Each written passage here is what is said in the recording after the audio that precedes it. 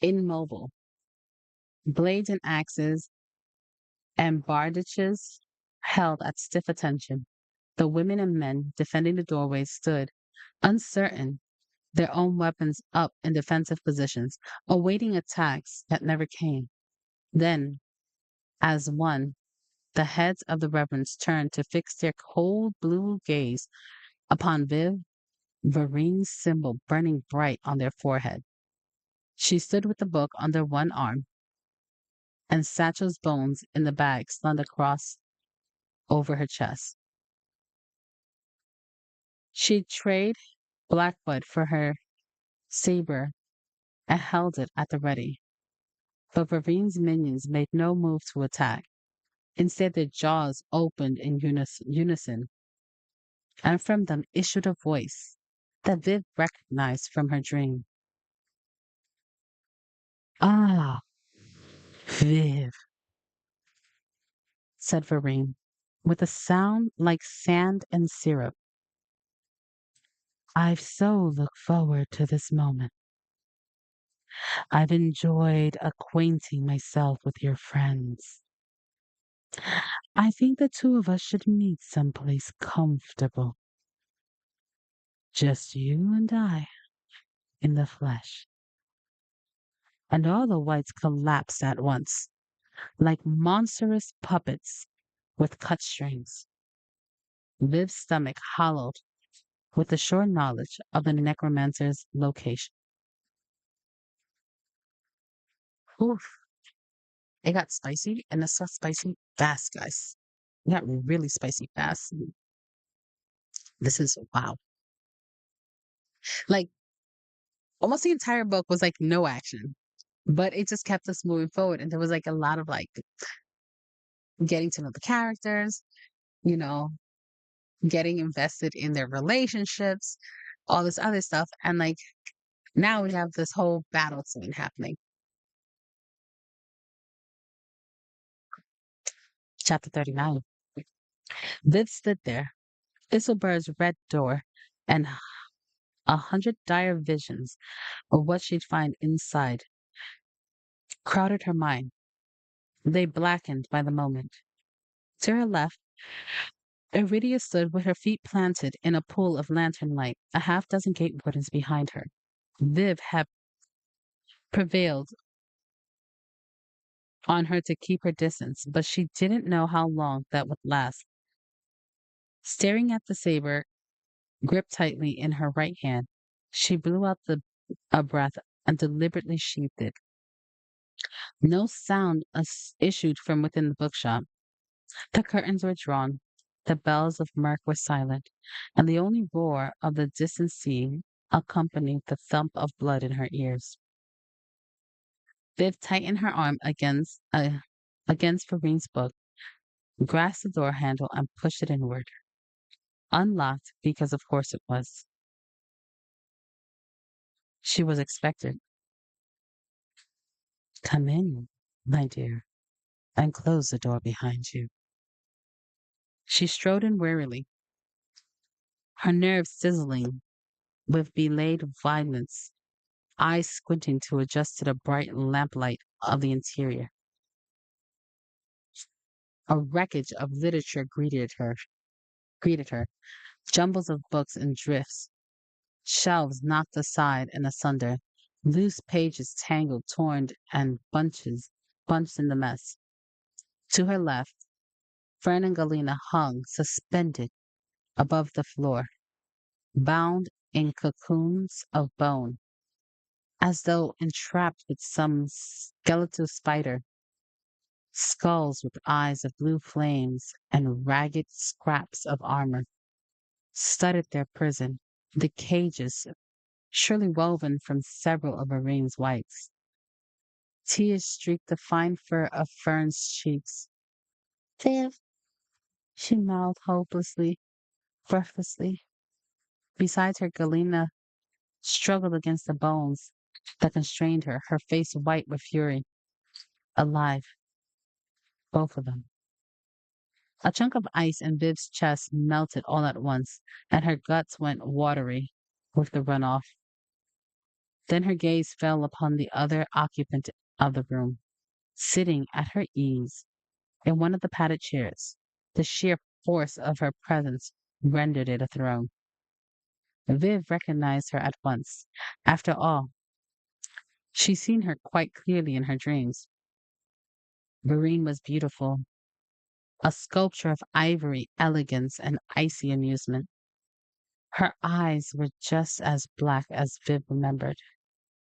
Her hair somehow even blacker, cascading in lightless waves across her shoulders. A furred robe of a furred robe, the color of glacial snow, radiated a palpable cold. Her bloodless blue lips widened, framing a silver of perfect teeth. One of Felina's daggers was embedded up to the hilt over her right breast, bloodless and disregarded. Such a pleasure to meet you at last. The dream so rarely measures up to reality. But my, you are impressive. Her narrow brows rose as she flicked a gaze to the grimoire under Viv's arm. And so deliciously cooperative. What took you so long? Asked Viv defiantly, hitching the book up. I've been emptying this thing for weeks. The necromancer rose, tucking her robe tighter around her body, as though warding off a chill. Oh my, Viv, the bluff is cute.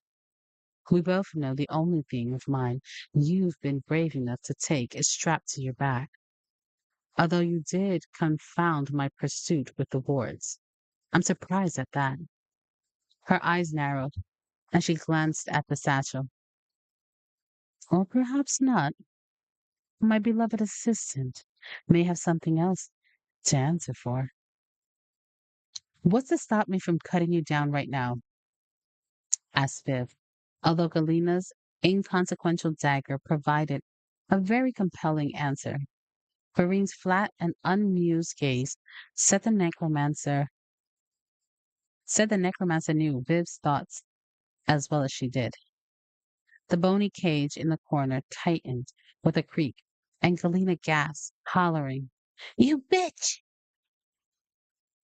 I'll think I'll thank you to hold your tongues, snapped Vereen, and her face traversed the distance between beauty and ugliness in an instant. It's no fault of mine that you've taken what belongs to me.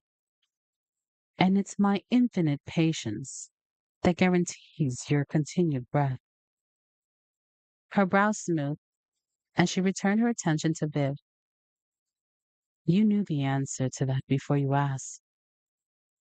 I understand. You a little already. Viv, I will say that I enjoyed pursuing your dreams, as amusing, contradictory as they are. Viv startled at that.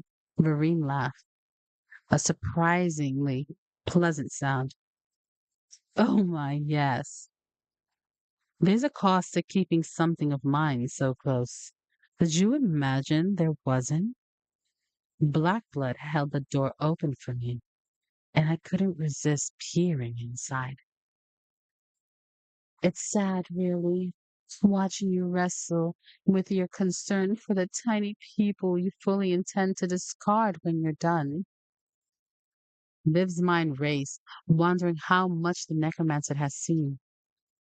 She could only pray to it hadn't been too much. The struggle must have been exhausting. You've so few days in your short life.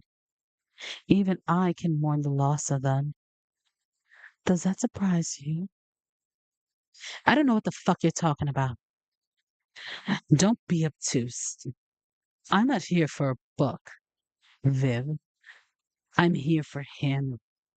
She stabbed a finger at the bag over Viv's shoulder. Then I hate to break it to you. But this has been a big waste of your time. Vareen laughed again in honest delight, and yet you stumbled onto the right answer. I'm here for my time. All the days, decades, and centuries I've invested into priceless treasures you're hauling about like books or luggage. You're the one who named him, growled Viv. The necromancer's black eyes cleared with blue pinpricks as she seemed to swell, growing in stature and presence. He is mine, long ages distilled. His value is what I put into him. It's always about time. It's the only thing that matters, and I am ravenous for it.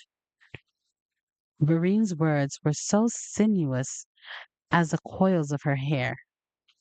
I revere the moments you squandered on inanities. It's only your poor luck to have plucked what's mine from Balthus's corpse while you waste your everyday.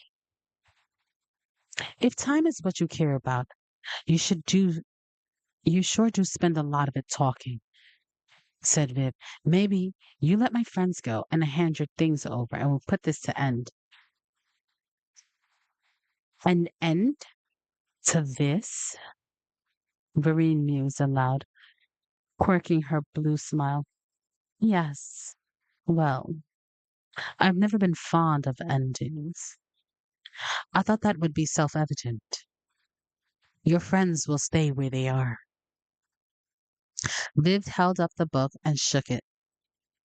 I think the only reason you haven't taken this from me yet is because you know I can destroy it. Voice cracking like lake ice in the thaw.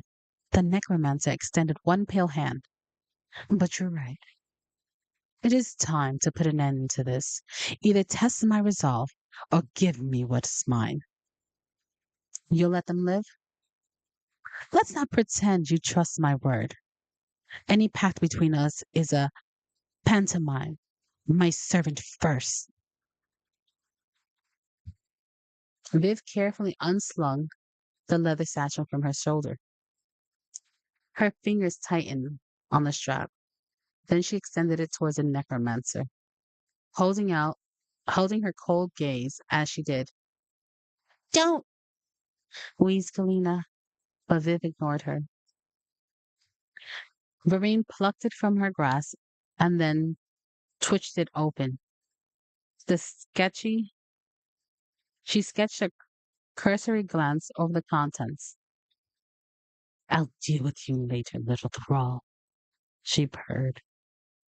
And Viv's skin crawled at the curdled avarice, avarice in her voice. The necromancer tossed the satchel carelessly onto the chair behind her and stretched out her arm once more.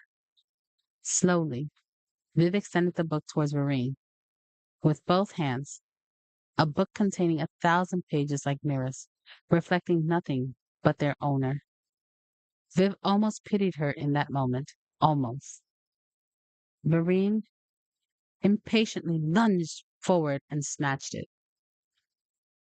Viv's fingers jerked towards her saber, but she stayed her hands, glancing with concern at Fern and Galena. Ah, murmured Vereen, running her fingertips over the cover. The glyphs inscribed into its surface fluttered the light behind her touch. I've missed you so much, my dear one, she said, her words rich with longing, a greeting for a long lost lover.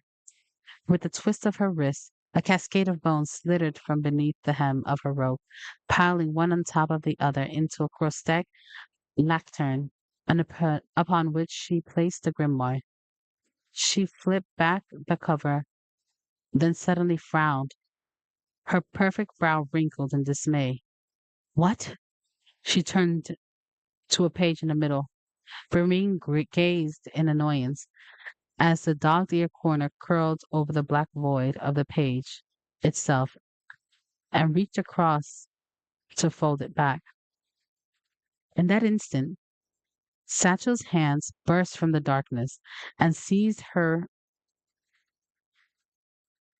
Okay, Satchel's hands burst from the darkness and seized first her wrist and then her forearm and pulled.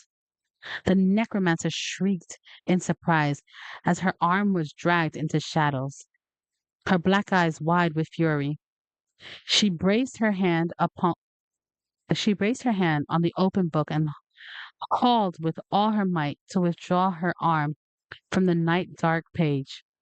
Her gaze snapped to Viv, even at the even as the orc, unlimbered black blood, her fangs bared.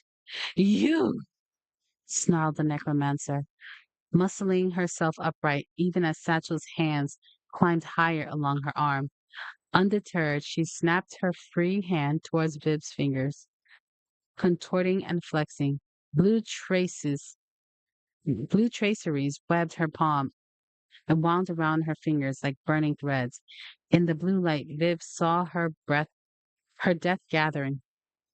She wound up with a great sword, putting all her weight into it and praying she'd complete the swing before Vereen could bring her awful magic to bear. But then a hooting squawk rang out, and suddenly Pot Roast was sailing through the air, catching Vereen's free forearm in his beak and knocking her entirely off balance. She screamed a terrible ragged sound, and the griffith's beak sank deeper into the bloodless flesh of her arm.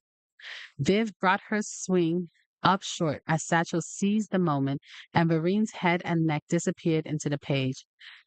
Her cry bubbled into a muffled wail that echoed into the nothingness. The skeletal hands grasped and pulled, and the griffin clung tenaciously to her flailing arm, even as her shoulders plunged into the book. Viv gasped in astonishment as Vereen's body vanished into her grimoire. The physicality of it made no sense, a distortion that hurt Viv's eyes, as though the woman's flesh compressed as she passed through the pages, and the griffin went with her. Pot roast! Cried Fern as her companion vanished into the darkness, followed by Vereen's hips and then the kicking train of her robe. Viv flung aside the blade and lunged for the book, plunging her own arm in after. Her fingers touched fur, but nothing living. The trim of Vereen's robe. Viv sketched deeper. Viv stretched deeper, dreading the moment when one of the necromancer's hands would curl around her wrist like a cold iron. Fur again, but warm, followed by the silky brush of feathers. She dug her fingers into the ruff of Potrose's neck and yanked back, dragging him into the light with a sucking noise, like a boot from a cold mud. Goodness gracious. Pot Roast didn't let go. Pot Roast went right into that dang on book. Dang it, Pot Roast. Stop giving us a hard time. Viv tumbled backwards with Pot Roast on her chest, shattering a chair and falling hard on sticks of wood and scattered books. Fern cried a wordless sound of relief. The griffith scrambled away as Viv leapt to her feet and reached the book in two long strides. She seized and closed it tightly, pressing hard from both sides, not a moment too soon, as the book pulsed, heavy blows striking the interior of the cover. She grunted, pressing harder and baring her fangs in a grimace. The veins of her forearms stood out as the book fought her with a force that should have been impossible. Viv dropped to her knees and slammed the book onto the floor, bearing down with both hands as the pounding from within continued, and then weakening, and then ceasing altogether. The four of them waited in breathless silence for seconds, then stretched like minutes. And then all at once the bones that bound her friends collapsed with a clatter and a plume of dust. Galena and Fern fell to the floor amidst gray clouds and brittle shards. The lectern followed in a fountain of phalanges. Faithless fucking hell, cried Fern, pushing herself up to her knees. I have to get him out, said Viv breathlessly. Or maybe he crumbled just like the rest of them, she thought, and felt her stomach twist. She reopened the book and frantically tore through the pages until she found the dog ear. She let the tome lie still, fearing that at any moment Barine's wrathful countenance, would surge from the blackness and grab her instead. Rising to eclipse the worry was a sick dread that nothing would emerge at all. Then, bony fingers caught the borders of the page, and a horned skull with eyes of blue flame emerged. Satchel! Cried Viv, and grasped him by the shoulders to drag him into the open air. Only his rib cage followed. Viv set him aside as quickly and gently as she could before slamming the book close and scrambling to her feet. She snatched Black Blood from the floor, strode to the side table, and placed Marine's awful book atop it. With two hands on the great sword's hilt, she drove it through the book and the table beneath it. With a purring rip of leather and a crunch of splintering wood, a shrieking wail arose from the grimoire, and a cold blast of wind burst from between the covers, twirling the loose pages in the room into a blizzard of print. Satchel clambered onto the chair, and the rest of his body emerged from the bag, snapping into place. On his own 2 feet again, he cautiously surveyed the book and blade piercing its heart. They all stared at one another as pages drifted to the floor, like the ashes of a forest fire. Well, he said, I must admit, I cannot believe that worked. Oh, Satchel's finally free. That'll be great. He's finally free. And now I kind of understand what happened. Like, how was Satchel in there, but then he was in the bag at the same time? Because she would definitely know if the bones in the bag weren't Satchel's. So pretty much it was like half his body was put into the book and half of his body was put into the bag. So that when she looked in, she saw his bones and she knew it was him, but it wasn't all of him. Mm, I think that's a good plan.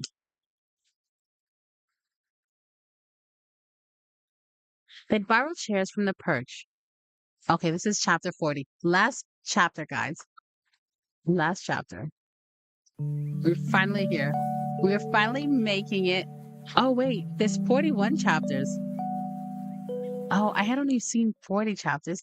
Hello and welcome in, Raiders. Hello, lovelies. Hi. Welcome, welcome. Oh, Phantom, you are the best. Thank you so much for doing the shouties. Welcome in, Raiders. Hi, loves. I hope you had an amazing time. You're playing, what was it? Rise of the Ronin. Interesting. We are finishing up Bookshop and Bone Does. Chapter 40 and 41 are actually really short. Chapter 40 is only about 3 pages. And then chapter 41 is a little longer. It's about 6 pages long. But welcome in, sweetie. I hope you and your beautiful community had a great time. But we are finishing this book today. Absolutely have to finish this book today. It will not go on for another day that we are still reading this book. Not happening. All right, guys.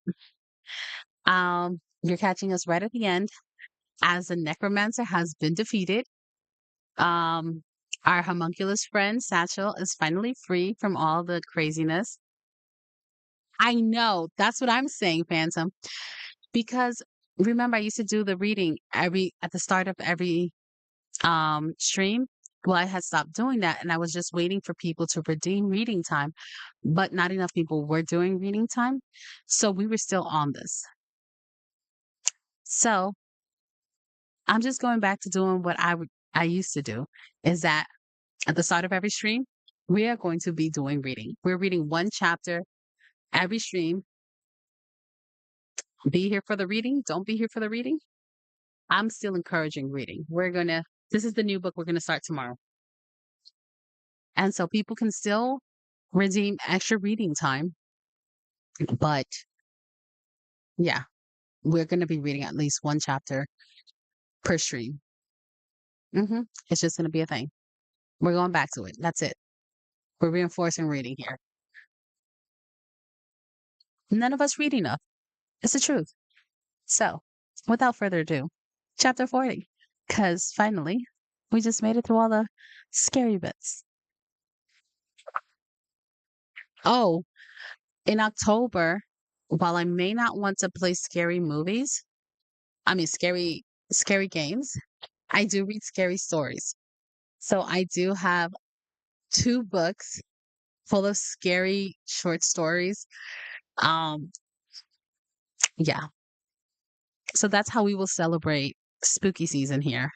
Um, Phantom is still trying to get me to play scary games with him. I don't know if that's going to ever happen, but we will definitely get spooky stories. Okay? All right. All right. Onward to chapter 40. They'd borrow chairs from the perch and set them up in a circle, conspicuously mismatching the ones belonging to Thistlebur. Friend thought they'd bought too many. It turned out they weren't enough. Viv rested against the counter and watched folks fill them one by one, glancing at the battered interior of the shop as they did. It was 3 days since Vereen had wounded the place, and while the bruises were evident in hastily patched shelves, long rents in the rugs, and the mortally injured side table, the shop glowed with the ragged vitality of a survivor.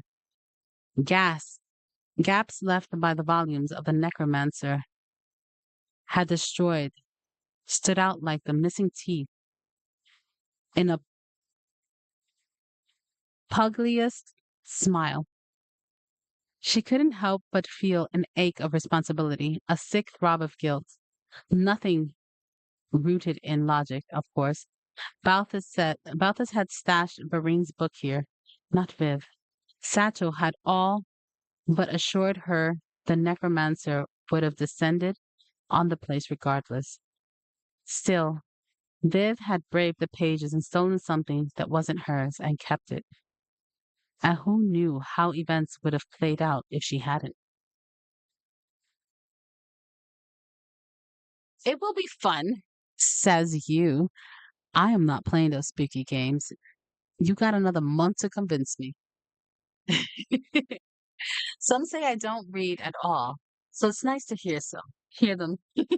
Good, then come around, at least, for an hour, and you'll get to, have some reading time. All right, reading time is good. Guys, today I feel so accomplished. I did, I studied my Italian, I studied my Korean, I studied my Navajo, and mhm, guess who added another language to her studies? This one here. I started my studies on Hindi. Mm, yes, yes. I Duolingo. Listen, I love it. I'm gonna be learning a whole bunch of different languages, guys. Soon I'll just be talking to you in a bunch of different languages. I'll be so proud. So proud. So proud. All right. So yeah, go get Duolingo. All right. It's free. All right. You can do your lessons. Do them every day. All right. If you want to do more lessons and you don't want to have to run out of your like life or whatever, you can sign up for like the family plan or the individual plan. By the way, we are not sponsored by Duolingo, but we love Duolingo. Yes. Go learn some languages. It's fun. Wait, idea. If we can complete a community challenge, will you do a spooky game for spooky? No. And I'm not opening myself up to that can of worms. No, thank you. No. We're going I'm gonna I'm gonna finish reading these chapters and then we can talk. I'm not doing this with you. Hmm. All right. She felt like she had tracked blood across the floor. All unknowing and nasty things had come sniffing after her. In some ways, that made it easier to leave. In others, it made her wish she'd watched where she stepped in the first place. Viv packed those thoughts away. As Harlot slipped inside, he nodded to Viv, a slim volume in her hand, and settled himself neatly into the seat beside Luca the dwarf. There were faces she didn't recognize too, but when Pitts sidled through the door, Viv couldn't suppress a grin. The orc tried to hide himself in a corner with a book held before him like a wholly inadequate shield. Should have brought more stones, said Maylie, perched on the stool beside Viv. The pile on the tray before them was prodigious, though, and the steam curled from a brass teapot to the side of it. Their elbows touched while they watched, and Viv thought that casual press of warmth was going to lodge in her memory in a way that other moments wouldn't. She wanted to reach out with her whole arm and tuck Maylie close, but that felt too big a gesture. A parting was imminent, and the big gestures felt like lies. There was an ache almost visible beneath Maylie's deliberate casualness, and in the way she never tried to fit anything further in between her words. If Viv could have seen herself from the outside, she thought she might have appeared much the same. It was an honest sort of pretense, though. She watched the bookshop brim with conversation and warmth and community. But while she was surely present with the rest of them, Viv also felt like a ghostly observer. Rackham could Rackham would come soon, assuming he's still breathing, and she had no reason to believe he wasn't. Any trails that followed would lead them here, and then she would go. Freddie emerged from the back hallway with a stack of books in her paw, a bag over her shoulder, and Potrose trotting behind like a proud rooster. The ratkin blinked at the size of the crowd and then at Viv and Maylie. Viv smiled back and half shrugged. It's a good book. Um, is everyone here? Fern raised her voice. Oh, hells. What a question, she muttered. Who's going to say no? Then the red door opened once more, and three unexpected attendees filed in one after the other. Viv's brows rose further with each one.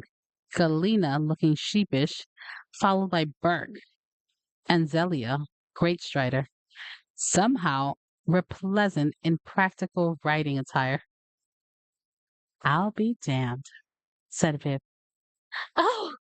exclaimed Fern as a murmur passed through the assembly.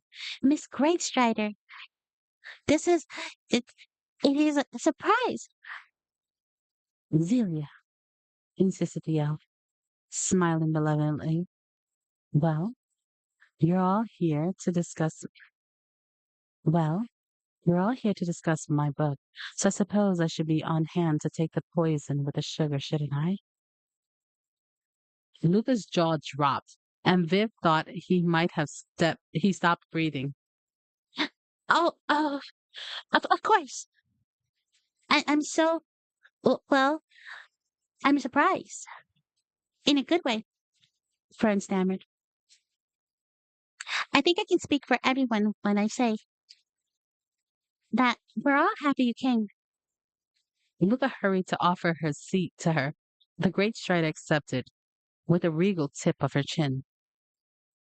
Burke unbelted his longsword and edged around the circle, sliding in behind Viv and Mei Li. Seems I missed all the excitement in town a few days ago. Oh, I don't know about that, replied Viv quietly. Give it a few minutes.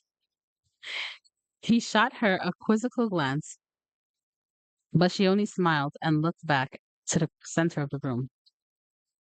So, I'm not much of a public speaker, apologized Fern.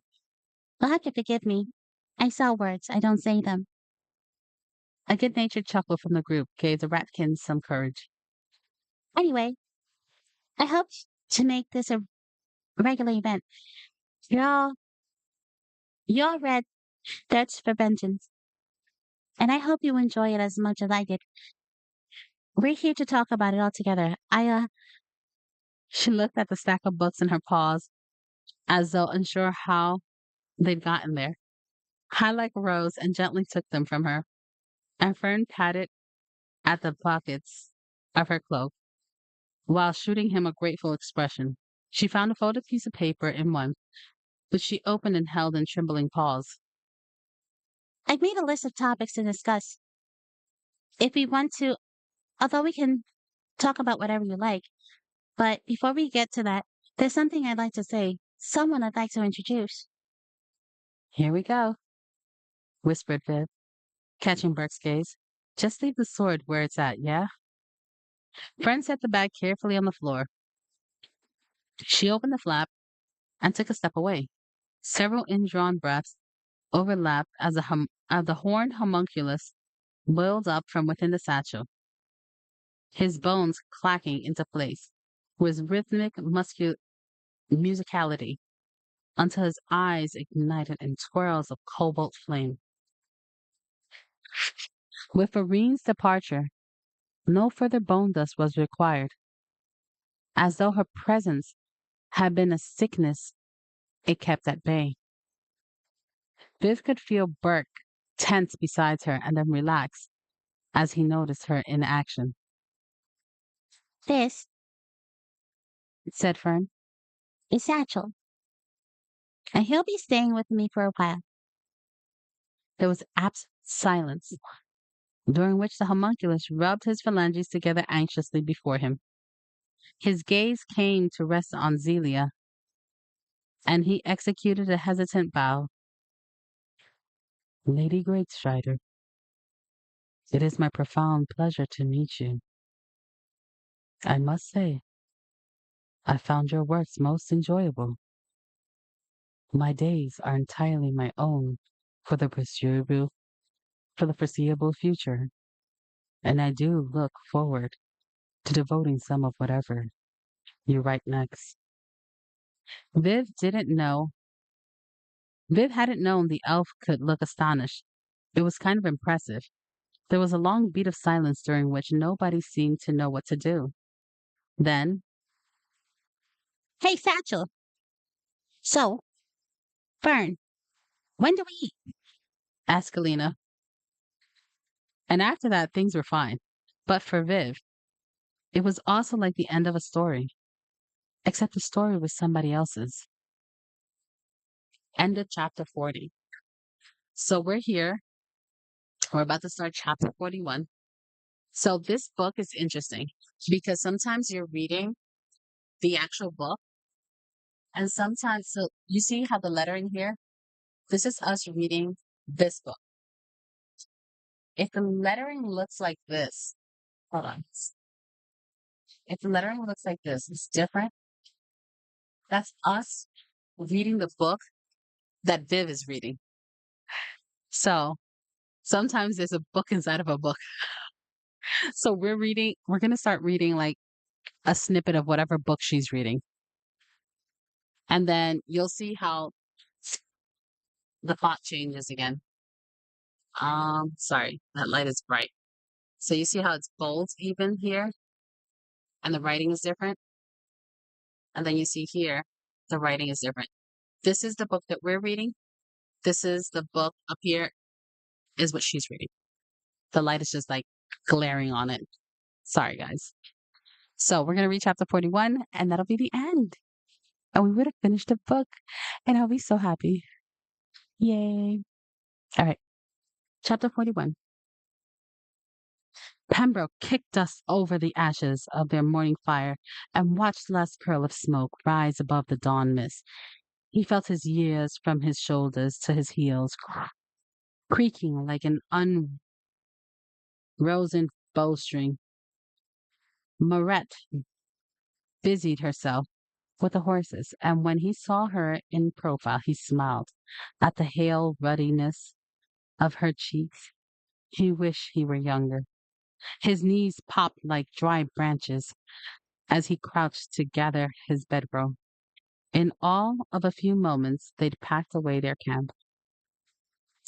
They'd chosen a lovely little hill, surrounded by three sides with birch and looking over a silver thread of river that neither of them could name. I suppose this is our last morning before we get back, Said Marette. The blood and mud is done, agreed Pembroke. But it's altogether more final for me, I think. I'm headed for the peaceful pastures of retirement. You? Why, you've only jumped the fence, with a world to grab by the throat. She tried to glance at him in surprise, but he knew she understood that this was his last ride. Moret gave up the pretense and frowned, almost bitterly. it feels goddamn wrong.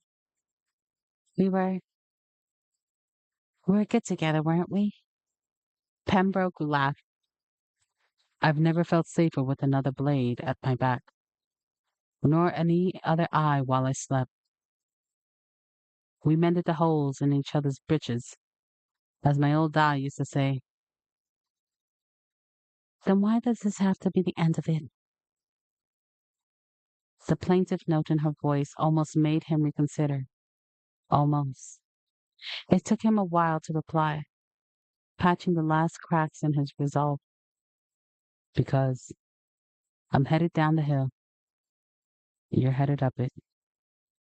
And I'm just glad we chanced to meet on the way. Liv snapped the book closed and rubbed her eyes with two fingers. An errant grain of sand had blown into her face. Surely. So she's crying from reading the book. So she's blaming it on a piece of sand that might have gotten on her eye. Of course, she doesn't want to say that she's getting all mushy. An errant grain of sand had blown into her face. Surely. There was wind enough. Seated atop on the beach facing dunes, she looked out over the tumbling waves. Every curl ripened to the red before churning into its fellows. Gulls hacked and cried above, scolding her intrusion. She slid a finger over the foil lettering on the book's cover. Cross Purpose by Kess Brindlebay. Fern's last suggested book.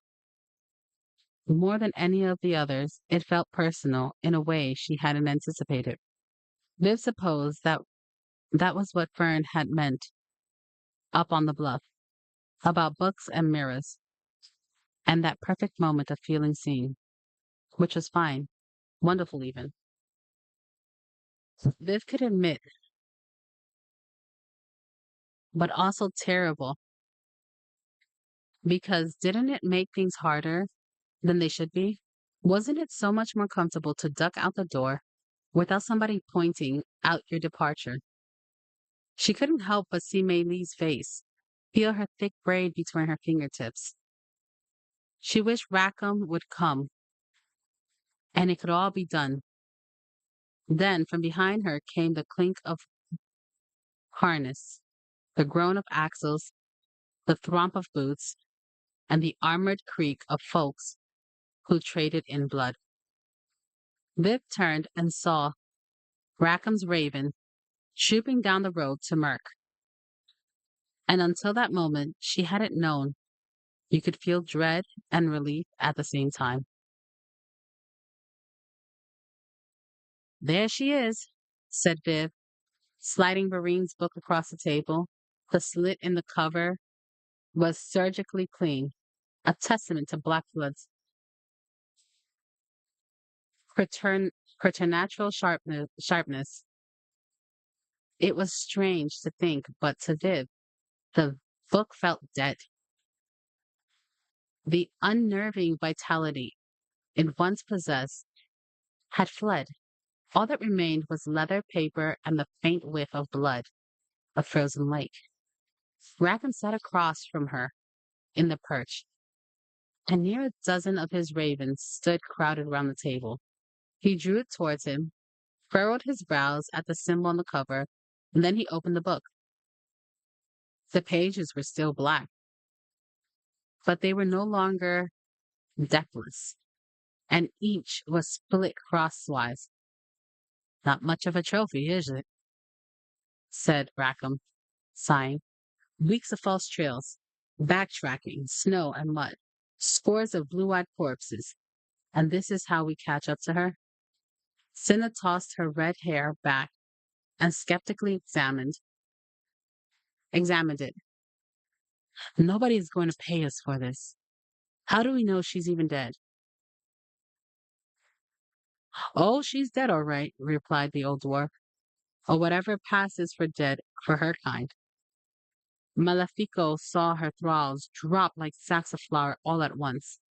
We haven't seen one since. Malefico nodded, but didn't say anything. Still not clear on how you stuffed her in a book, though, rumbled Rackham. Viv had briefly considered mentioning Satchel, but introducing an animated horned skeleton to a group of folks who had been bashing them to bits for a few months straight seemed like a surpassingly bad idea.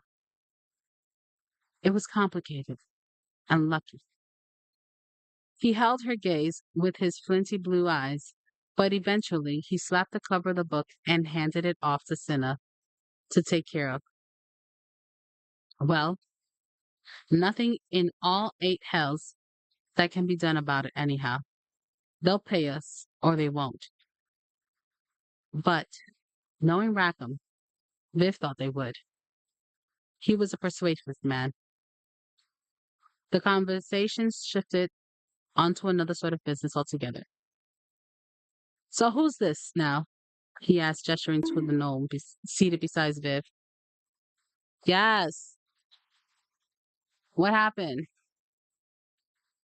Hydrate? Okay. I will hydrate.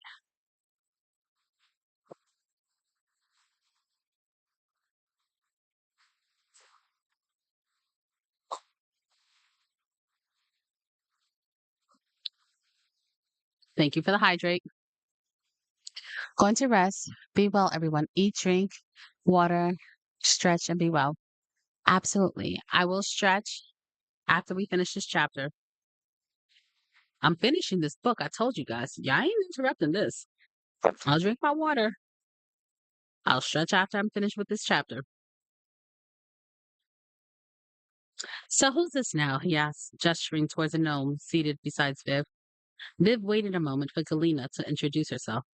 But when the knife-studded gnome only sat with mouth slightly parted and eyes wide, she took pity and intervened. Smiling, she slapped Galena on the back. This is the girl that saved my ass in a street fight. Viv didn't have much to pack, but she supposed Bran would appreciate having the mattress heaved back onto its frame. Just as she let it fall with a thud and a protesting creak, a knock ran out on the door. It was Mei Lee. Without asking, she entered and closed the door behind her and simply stood with her hands at her sides. The walls of the room seemed to float away in a silence, and Viv couldn't stand to let it extend any further. She opened her mouth to speak. Hush, said the dwarf. I know you won't leave without saying anything. Viv wanted to believe that was true about herself. I just couldn't do this out there in the world. She gestured vaguely behind her and met Viv's gaze for the first time since she'd entered. Her eyes glimmered at the corners. She sniffed and then roughly ran her forearm under her nose. You're too goddamn tall, she complained in a thick voice. Viv sank down to her knees so that they were nearly face to face. That's better, Maylee whispered and put a hand to Viv's cheek. Viv could smell yeast and sugar and warm skin. I know what I told you at the beginning about knowing you for a while, and I even believed it. Guess I still do. But here's the part where I pay for it, and maybe you too. But I won't ask about what it cost you. I'm not sure I want to know. The lump in Viv's throat was too big to fit words around. Instead, she mirrored Maylee's gesture and laid her huge hand along the side of the dwarf's cheek. I'll probably never see you again, continued Maylee, and one tear overspilled, tracking through the fine flower on her cheek. She leaned into Viv's touch and added fiercely, almost angrily, but I don't regret it. She pushed forward and her lips pressed against Viv's warm and lush and longing and all too brief. And then she pulled away and left the room, closing the door quietly behind her. Viv never managed to say a word, for their time was over. One had gone up and the other down, and the crossing would not repeat. When Viv walked, man, I'm all in my feels right now. I was really hoping that like Mei Lee would either go with her or like Viv would stay. But being that we already read Legends of Latte, we know that they part ways. But oh my God, my heart. Oh, I need some more water for this. I'm the one choking here.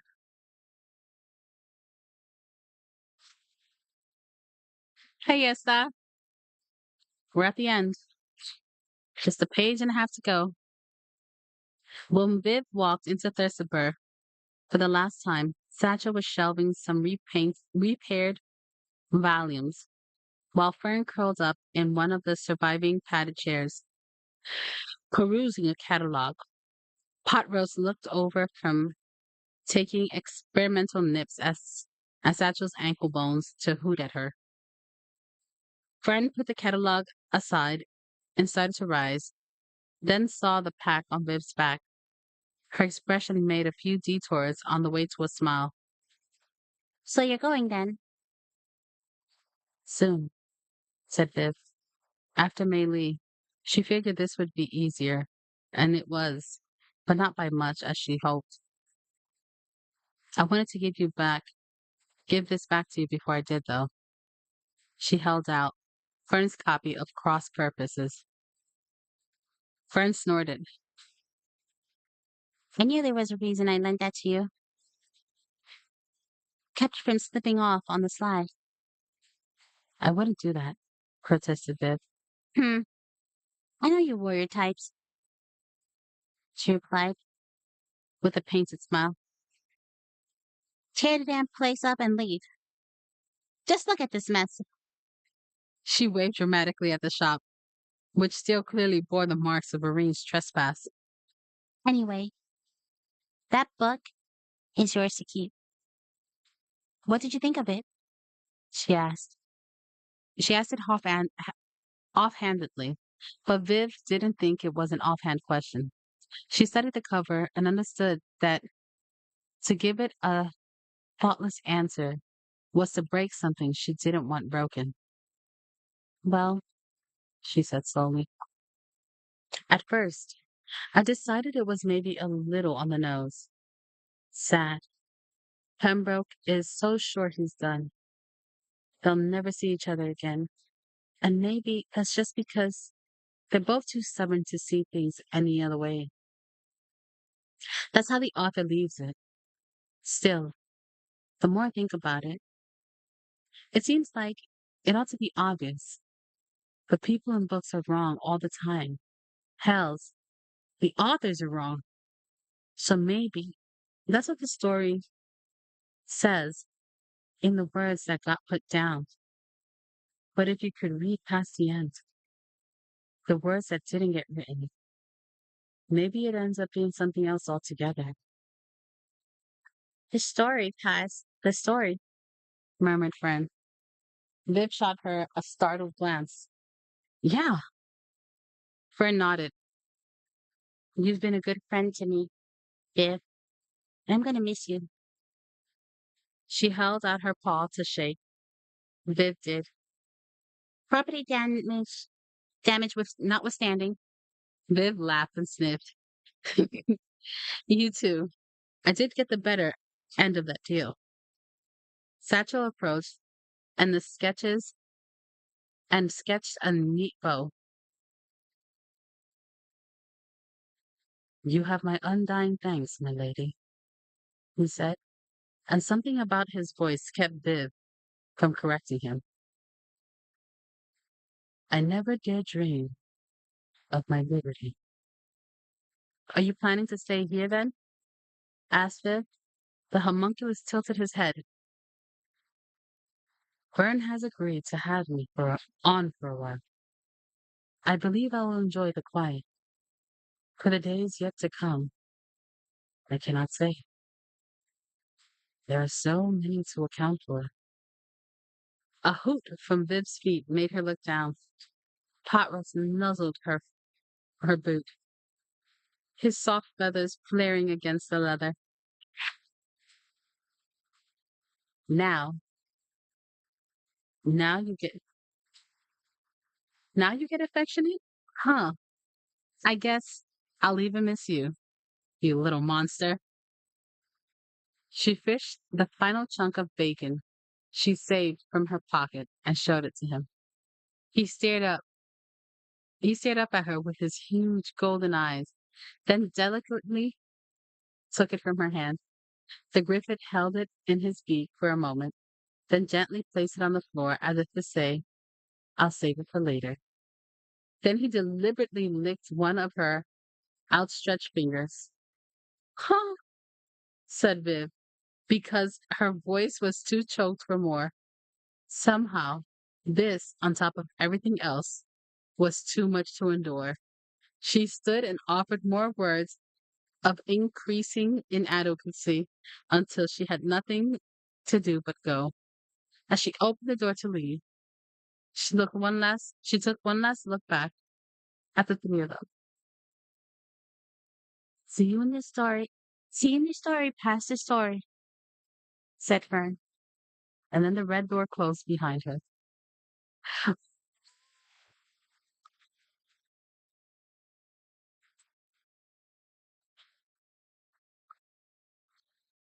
The end.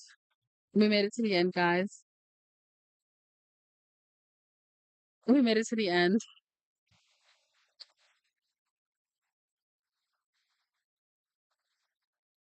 I'm kind of sad. Hmm.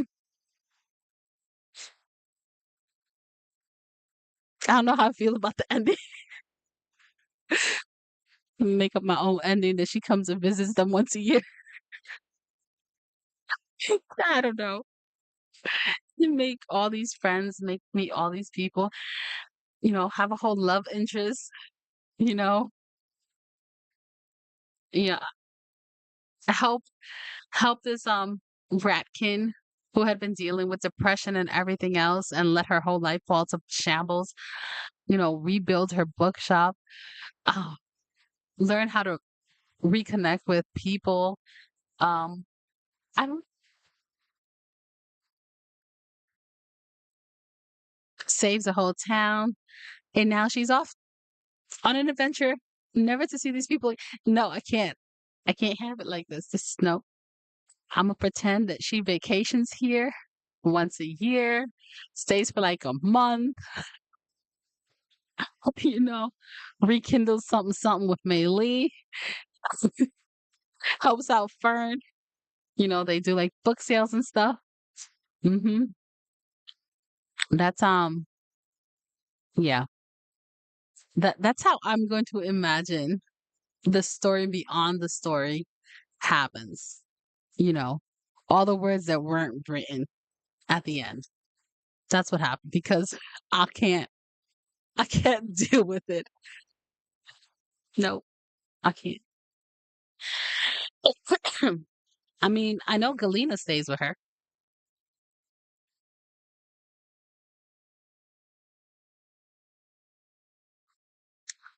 but yes. Oh God, the end. So that was the end of that book. You can now officially take that. Race Legends and Latte. We have to figure out which shelf Legends and Latte is. Oh, there's just Legends and Lattes right here. Scoot, scoot. Here.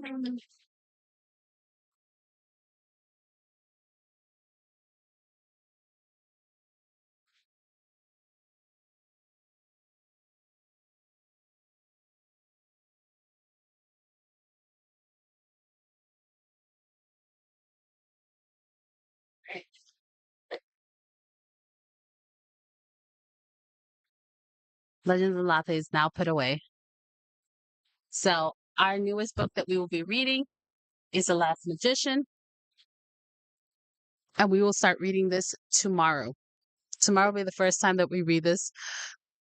My husband has read this one, loves it. The story continues with The Devil's Thief. Apparently, there's another book after this one. So I'm going to read to you what it says back here so you guys understand what we're going to be getting into starting tomorrow.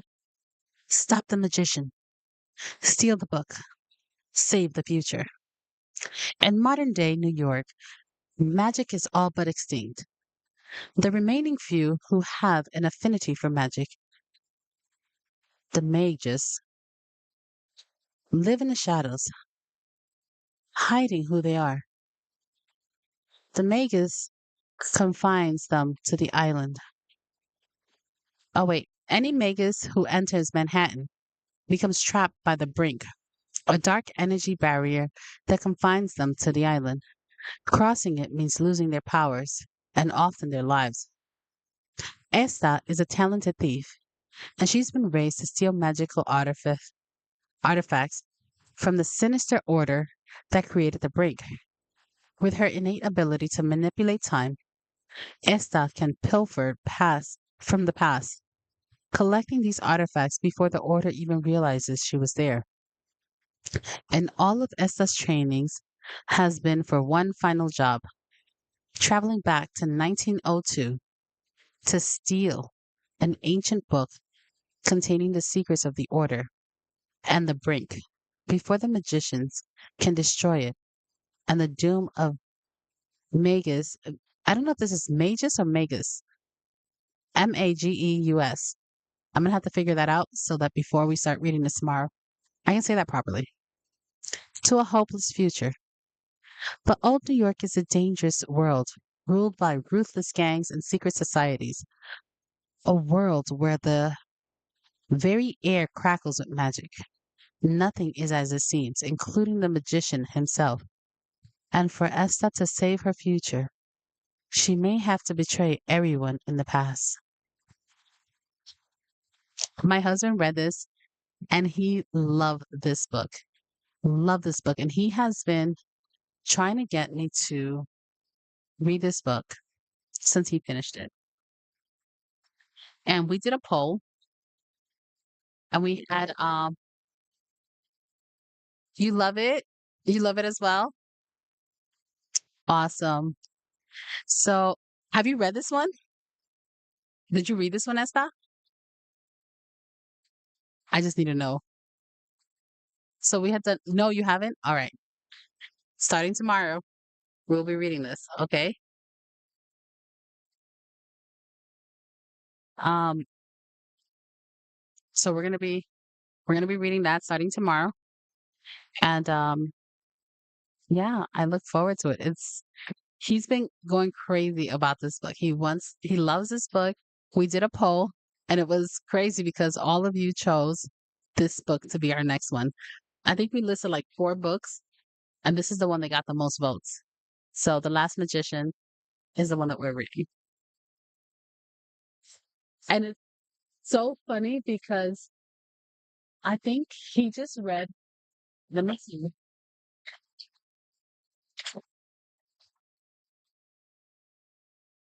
I don't know.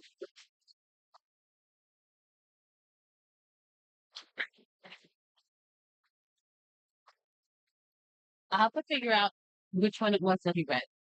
So he either read Divine Rivals or Black Magic Sanctum.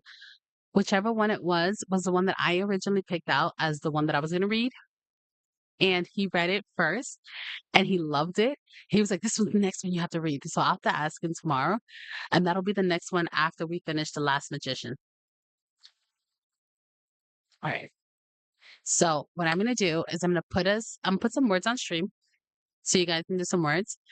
And then I am going to use the restroom, do some stretches. When we come back, I'm going to play Mr. Fields of Mystria.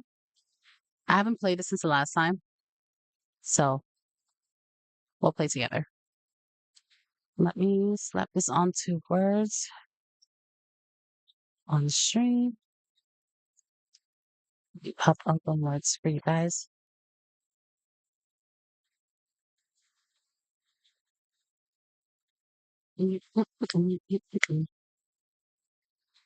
Coffee me. Yes, I just be saying everything that I'm doing.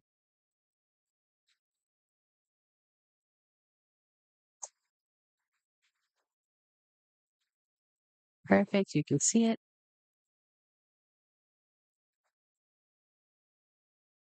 And there you go. I don't know if you guys can actually hear the music for the thing.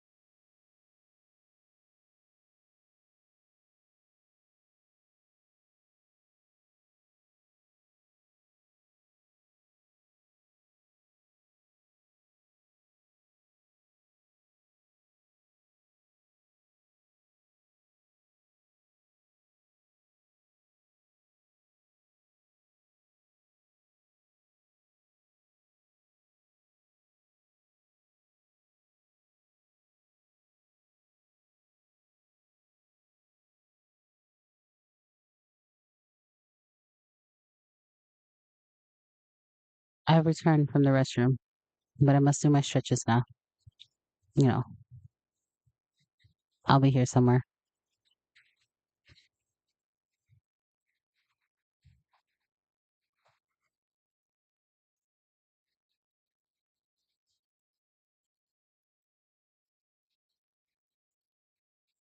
Don't quit on me, guys.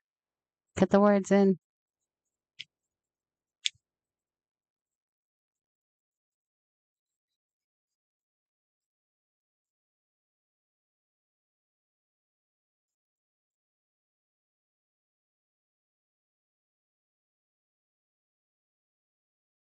So I'm getting y'all to the next level.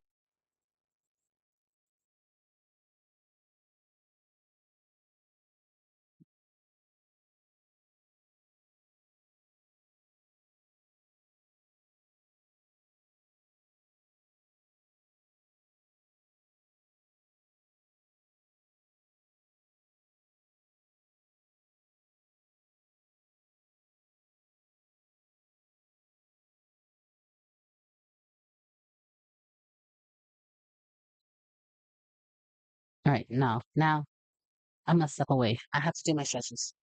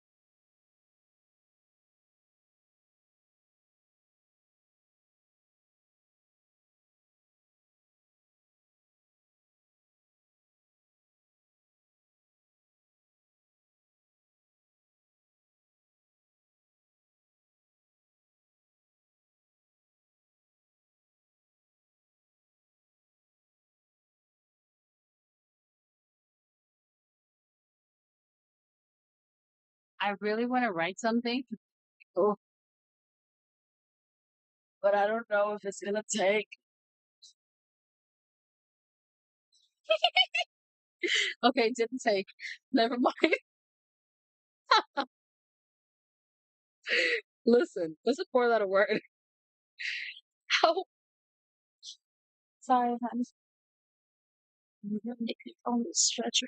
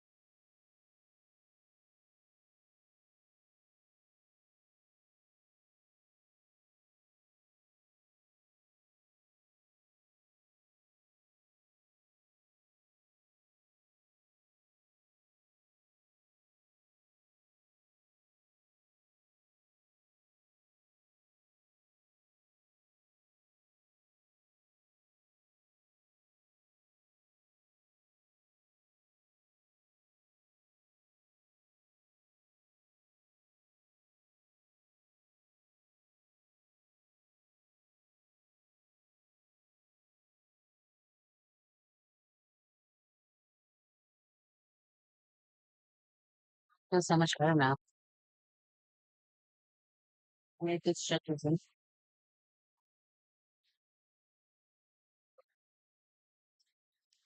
I have tons of snackies now. I'm trying not to eat them without you guys telling me. Snack time. I'm like, I want it so badly. All right, let's play a good game of words on stream. Let's get this going. Mhm.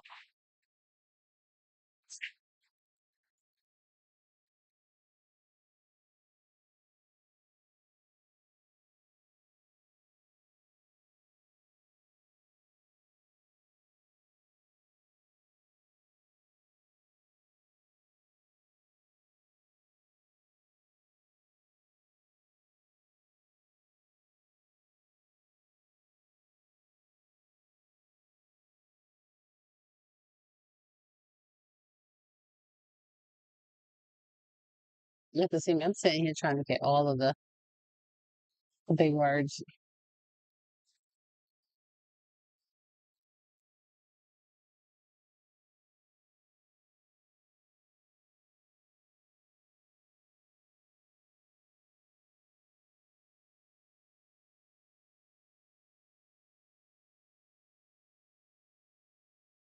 What's the last big one?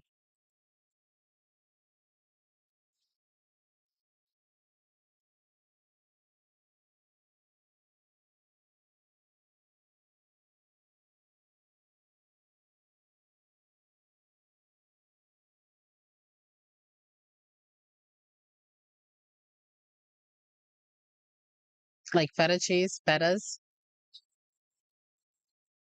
Oh. So then everything that I've done with pluralize, you should be able to get like feet, F-E-A-T, feta, F-E-T-A, should be one. Fate, they should all be four letters. Somebody get feta, F-E-T-A.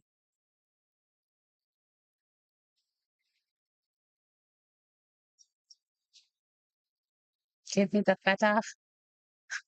We were both lost. It wasn't going to give it to us.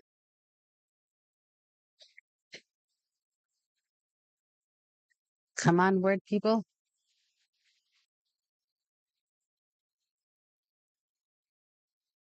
I know. So did I. Did you not see me? I was like, come on, feta.